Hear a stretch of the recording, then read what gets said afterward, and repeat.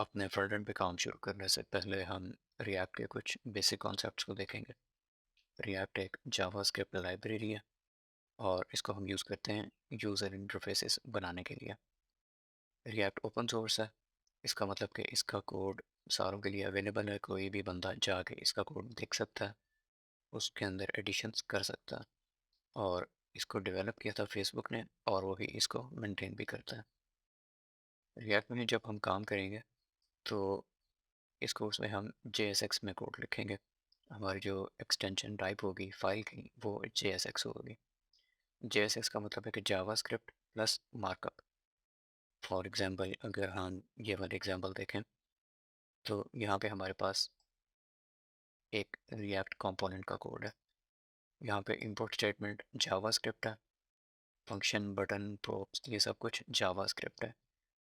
और यहाँ पे हम रिटर्न करवा रहे हैं एक HTML का एलिमेंट, मतलब एक मार्कअप हम यूज़ कर रहे हैं। तो यहाँ पे जावास्क्रिप्ट और मार्कअप दोनों हम एक साथ यूज़ कर रहे हैं और इसको हम कहते हैं JSX। और रिएक्ट में हम वनीला जावास्क्रिप्ट में भी काम कर सकते हैं और JSX में भी कर सकते हैं। अगर हम JSX में काम करेंगे तो VS कोड की तरफ से हमें इंटेलिजेंस और फॉर्मेटिंग थोड़ी बेहतर मिल जाती है। इसके अलावा कोई ख़ास फ़र्क नहीं है। रिएक्ट में कंपोनेंट जो होते हैं वो बिल्डिंग ब्लॉक्स होते हैं। फॉर एग्जांपल जिस डॉक्यूमेंट को हम देख रहे हैं, यहाँ पे ये शेयर का बटन है, इसके अलावा ये हेल्प मेन्यू है, यहाँ पे कुछ आइकन्स हैं, ये सारे कंपोनेंट्स हैं और इनको हम कहीं भी रीयूज़ कर सकते हैं। फॉर एग्जांपल ये हमारे पास एक फंक्शनल कंपोनेंट है, इसका नाम है बटन, मतलब ये एक बटन कंपोनेंट है। और ये जब हमने एक बार डिफ़ाइन कर दिया, एक कंपोनेंट बना दिया, तो अब हम इसको कहीं भी रीयूज़ कर सकते हैं अपनी ऐप में। फॉर एग्जांपल हमारे पास जो ऐप है उसमें एक फुटर है, एक नया बार है और उसका कोड हम एक बार लिखेंगे और बाकी हमारे जितने भी पेजेस होंगे उनमें हम वही कोड रीयूज़ करेंगे। और अगर हमने उसमें कोई प्रॉपर्टी चेंज करनी है या कुछ और हमने उसका कोई स्टाइल वगैरह चेंज करना है तो वो हम आराम से चेंज कर सकते हैं प्रोप्स की मदद से। नेक्स्ट हमारे पास है स्टेट और प्रोप्स। स्टेट हमारे पास ऑब्जेक्ट्स होते हैं जो करंट स्टेट बताते हैं। फॉर एग्जांपल ये कोड स्निपेट है, इसमें हमारे पास जो UI है उसमें एक डिव एलिमेंट है, उसमें एक पैराग्राफ है और एक बटन है। यहाँ पे जो पैराग्राफ है उसमें हमारे पास टेक्स्ट शो होगा काउंट और उसके बाद ये हम वेरिएबल एक्सेस कर रहे हैं। जो भी चीज़ हमारे करली ब्रैकेट्स के अंदर होती है वो हमारा जावास्क्रिप्ट का कोई वेरिएबल होता है, कोई ऑब्जेक्ट होता है। और यहाँ पे इस काउंट की वैल्यू शो हो जाएगी। काउंट में हमने अ, रखा हुआ है ज़ीरो, जो डिफ़ॉल्ट स्टेट है इसकी। इस यूज़ स्टेट के ऊपर हम थोड़ी देर में बात करेंगे। और यहाँ पे जो हमारे पास बटन है इसमें हमारे जो बटन के ऊपर टेक्स्ट है वो इंक्रीमेंट शो होगा और ऑन क्लिक हमारा ये फंक्शन रन हो जाएगा, हैंडल क्लिक। और हैंडल क्लिक में अगर हम देखें तो हम सेट काउंट में काउंट की पुरानी वैल्यू में एक ऐड कर रहे हैं। इसका मतलब ये है कि अगर काउंट यहाँ पे ज़ीरो शो हो रहा है, बटन पे हम क्लिक करेंगे तो वो वन हो जाएगा, दोबारा क्लिक करेंगे तो टू हो जाएगा, इसी तरीके से वो इंक्रीमेंट करता रहेगा। और ये जो वन टू थ्री ये जो वैल्यू चेंज हो रही है इसको हम स्टेट कहते हैं। स्टेट की मदद से जो हमने पेज को री रेंडर करना होता है वो काम आसान हो जाता है। और अगर कोई और कंपोनेंट्स हैं जो उस स्टेट के ऊपर डिपेंड कर रहे हैं तो हम कंसिस्टेंटली उन सब पे चेंजेस ला सकते हैं। और ये जो कॉन्सेप्ट है ये हम through out the development process जब हम ऐप पे काम करेंगे फ्रंट एंड में तो हम ये देखेंगे। इसके बाद है हमारे पास प्रोप्स। जैसे हमने यहाँ पे बात की थी कि जब हमने एक कंपोनेंट बना दिया, लेट्स से हमारे पास एक बटन है उसके ऊपर हमने टेक्स्ट लिखा शेयर, लेकिन हमें किसी और जगह पे ऐप में बटन चाहिए लेकिन उसमें टेक्स्ट डिफरेंट है। तो अब हम यूँ कर सकते हैं, ये जो शेयर वाला टेक्स्ट है इसको हम डायनामिक बना सकते हैं कि ये प्रोप्स डिसाइड करेंगी कि इस बटन के ऊपर कौन सा टेक्स्ट शो होना चाहिए। उसका स्टाइल उसकी बाकी प्रॉपर्टीज़ सेम है और जो चीज़ चेंज होनी चाहिए सिर्फ वो डायनामिक है। प्रोप्स में ये हमारे पास दो कंपोनेंट्स हैं, एक ग्रीटिंग और दूसरा ऐप। प्रोब्स शॉर्ट होते हैं प्रॉपर्टीज़ के लिए, और प्रोब्स के थ्रू हम डेटा पास करते हैं। फॉर एग्ज़ाम्पल यहाँ पे हमारे पास जो ऐप का कंपोनेंट है, जब हम रिएक्ट ऐप अपनी इनिशियलाइज़ करवाएँगे, तब हम देखेंगे कि ऐप कंपोनेंट जो होता है वो हमारा एंट्री पॉइंट होता है। उसी कंपोनेंट के अंदर हम बाकी सारे कंपोनेंट्स को रेंडर वगैरह करवाते हैं। और यहाँ पे अगर हम देखें तो ये जो ऐप कंपोनेंट है ये रिटर्न करवा रहा है ग्रीटिंग, और ग्रीटिंग हमारा एक और कंपोनेंट है। और यहाँ पे हमने एक प्रॉपर्टी पास की है नेम, और नेम में हमने एक वैल्यू दी हुई है। और जो हमारा कंपोनेंट है ग्रीटिंग, उसका कोड यहाँ पे लिखा हुआ है। यहाँ पे ये बिल्कुल एक नॉर्मल फंक्शन की तरह बिहेव कर रहा है।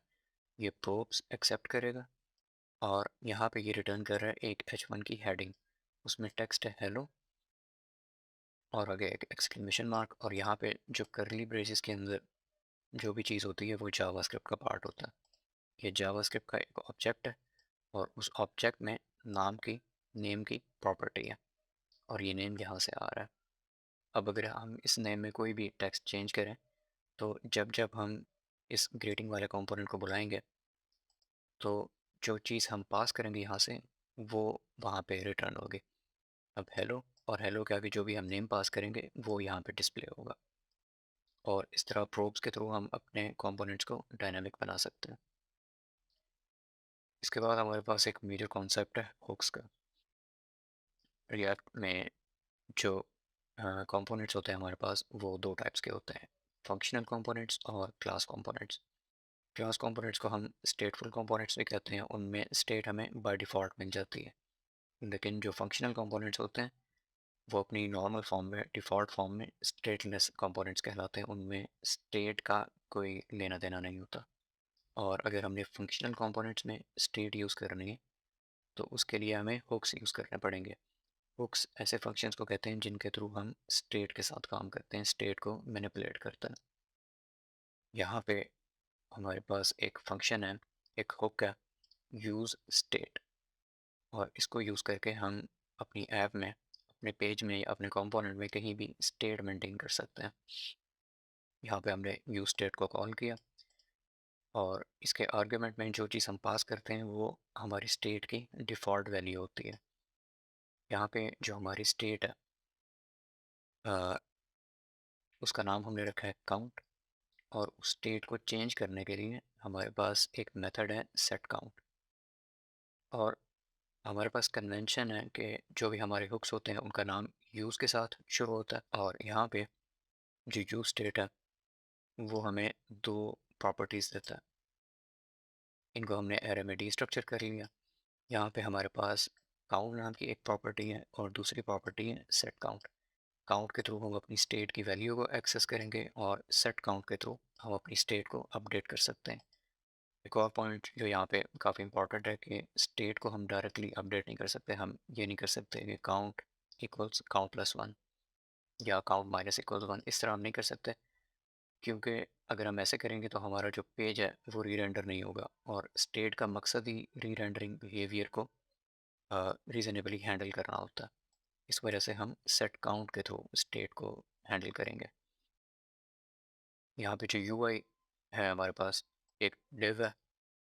डिव में हमारे पास एक पैराग्राफ टैग है, उसमें काउंट का टेक्स्ट शो हो रहा है और काउंट की वैल्यू शो हो रही है। उसके बाद एक बटन है, और बटन में जो टेक्स्ट लिखा हुआ है वो इंक्रीमेंट है, और ऑन क्लिक पे हमारा ये वाला फंक्शन रन होगा, और इस फंक्शन में हम स्टेट को अपडेट कर रहे हैं सेट काउंट के थ्रू। तो जब जब हम बटन क्लिक करेंगे यहाँ पे जो काउंट की वैल्यू है वो चेंज होती रहेगी। अगर हम सेट काउंट की जगह यहाँ पे count equals count plus one करते तो यहाँ पे जो वैल्यू है वो बेशक चेंज होती रहे, लेकिन ये री रेंडर नहीं करेगा। लेकिन अगर हम सेट काउंट के थ्रू ये काम करेंगे तो जहाँ जहाँ पे हम यूआई में अपनी स्टेट शो करवा रहे हैं वहाँ पे री रेंडरिंग हो जाएगी। इसके अलावा एक और जो मेजर हुक हम यूज़ करेंगे वो यूज़ इफ़ेक्ट है। यूज़ इफ़ेक्ट के थ्रू हम साइड इफ़ेक्ट्स को लेके आते हैं। फॉर एग्ज़ाम्पल जब हमारा पेज रेंडर हो जाए, माउंट हो जाए, उसके बाद हमने क्या करना है। जैसे अगर हमारा पेज है उसमें हमने न्यूज़ शो करवानी है, तो जब हमारा पेज माउंट हो जाता है तब हम यूज़ इफ़ेक्ट का हुक यूज़ करेंगे, और इसमें हम एपीआई कॉल करेंगे, और वहाँ से हमारा डेटा फैच होके आ जाएगा और डिस्प्ले हो जाएगा। जैसे यहाँ पे एग्जांपल है, इसमें हम एपीआई कॉल तो नहीं कर रहे, इसमें हम डॉम मैनिपुलेशन कर रहे हैं। डॉक्यूमेंट जो हमें ब्राउज़र में एक ऑब्जेक्ट मिल जाता है, ग्लोबल ऑब्जेक्ट होता है, उसका टाइटल हम चेंज कर रहे हैं और उसके टाइटल में हमने ये काउंट वेरिएबल यूज़ किया और काउंट हमारी स्टेट है। इसका मतलब कि जब जब ये स्टेट चेंज होगी तब तब हमारे डॉक्यूमेंट का जो टाइटल है वो चेंज होता रहेगा। यूज़ इफ़ेक्ट में हमारे पास मेनली 3 पार्ट्स होते हैं और यहाँ पे अगर इसको मैं लिख लूँ तो यहाँ पे मैं एक कमेंट यूज़ इफ़ेक्ट, और यूज़ इफ़ेक्ट में जो इफ़ेक्ट वाला कॉल बैक है, यहाँ पे हमारे पास मेन कोड होता है जो हमने रन करना होता है। इसमें एपीआई कॉल हो सकती हैं, इसके अलावा इसमें डॉम मैनिपुलेशन हो सकती है और इसके अलावा इसमें स्टेट अपडेट का कोड भी हो सकता है। इसके बाद जो दूसरा पार्ट होता है हमारे पास, उसमें होता है क्लीन अप का कोड, और क्लीन अप के कोड में हम अपनी स्टेट को रीसेट कर देते हैं। अगर हमने कोई सर्विस सब्सक्राइब की हुई है तो हम उसको अनसब्सक्राइब कर देते हैं ताकि हमारी जो मेमोरी है वो फ्री हो जाए। फॉर एग्ज़ाम्पल हमारे पास एक स्टेट थी और उसमें एक एरे थी और एरे में काफ़ी सारे एलिमेंट्स थे, लेकिन जब हमारा पेज अनमाउंट हो गया, हम किसी और पेज पे शिफ्ट हो गए, तब हम चाहते हैं कि हम वो जो मेमोरी है, वो जो एरे है, उसको फ्री कर दें, जो भी उसने स्पेस ली हुई है। और जब हम पेज अनमाउंट करते हैं तो हमारा ये वाला पोर्शन रन होता है, क्लीन अप कोड वाला। इसके बाद जो हमारा थर्ड पार्ट होता है वो होती है डिपेंडेंसी लिस्ट, और ये होता है यहाँ पे डिपेंडेंसी लिस्ट या डिपेंडेंसी एरे। अगर यहाँ पे एक एम्प्टी एरे होगी तो इसका मतलब है कि यूज़ इफ़ेक्ट का कोड तब रन होगा जब पेज माउंट हो गया। अगर यहाँ पे हमने कोई और अपनी स्टेट का वेरिएबल रखा हुआ है, लेट्स से काउंट रखा हुआ है, इसका मतलब है कि जब जब काउंट चेंज होगा तो ये यूज़ इफ़ेक्ट का कोड भी रन होगा। और इसके ऊपर हम डिटेल में बात करेंगे जब हम इम्प्लीमेंटेशन करेंगे अपने फ्रंट एंड में। यहाँ पे मेन कोड होगा, उसके बाद होगा क्लीनअप का कोड। क्लीनअप का कोड जो है वो शुरू होता है रिटर्न से, रिटर्न उसके आगे होता है क्लीनअप, और यहाँ पे होती है डिपेंडेंसी फिर या डिपेंडेंसी लिस्ट, और इसको यहाँ पे हम कॉमेंट बना लेते हैं।